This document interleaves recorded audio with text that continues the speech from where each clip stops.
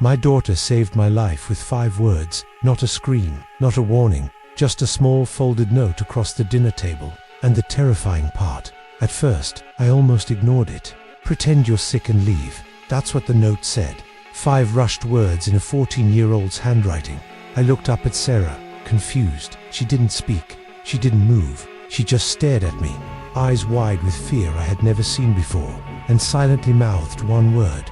Please, you have to understand something. Until that moment, my life looked perfect. A beautiful house outside Chicago, a successful husband, a calm, predictable life. Richard was charming, generous, admired by everyone, and after years of struggling as a single mother, I thought I had finally found stability. But sometimes the most dangerous people are the ones who look the safest. Sarah had always been quiet, the kind of child who watched more than she spoke, the kind of child adults underestimate, and that night, she saw something I didn't. The morning had started normally. Richard was hosting a brunch with business partners. I was in the kitchen finishing a salad. Sarah appeared in the doorway. Her face was pale. "Mom, I need to show you something." Before she could continue, Richard walked in. Perfect suit, perfect smile. "What are you whispering about?" The way his eyes lingered on us made the room suddenly feel smaller. In Sarah's room, she shut the door quickly, then handed me the note. "Pretend you're sick and leave." At first I was irritated. Guests arriving, food prepared, table set. Who invents drama at a moment like that? But then I saw her hands shaking, and something inside me changed. A quiet instinct mothers rarely ignore. Minutes later I told Richard I had a migraine.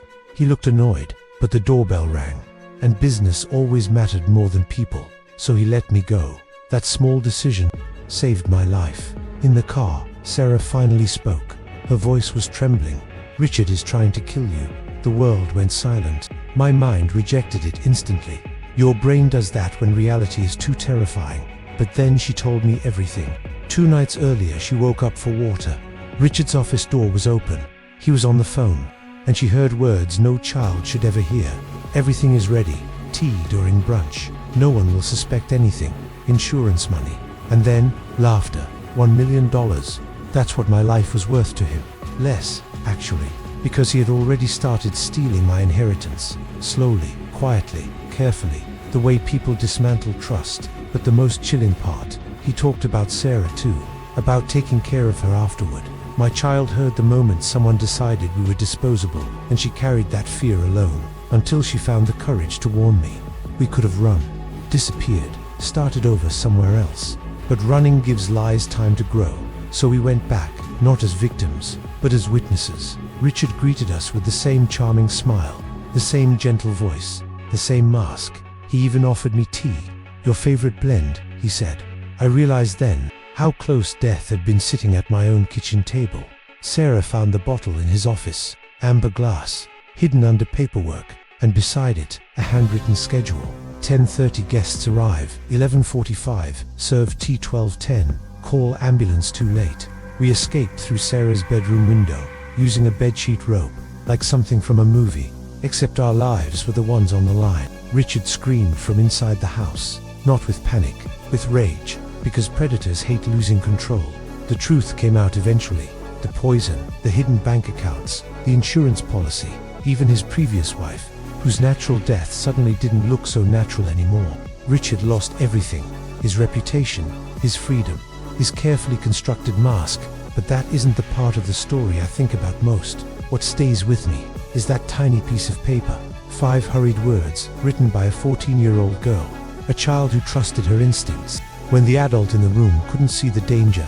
Sometimes we think strength comes from experience, from education, from age, but sometimes it comes from a quiet voice saying something isn't right, and having the courage to listen.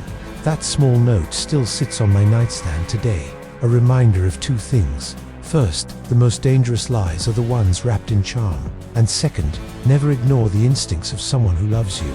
They might see the truth before you do. If this story made you pause for even a second, don't just scroll away. Tell me honestly in the comments, have you ever ignored a gut feeling about someone and regretted it later?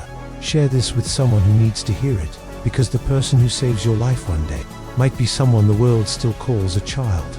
And if you believe stories like this matter, subscribe, because sometimes the quietest warnings are the ones that change everything.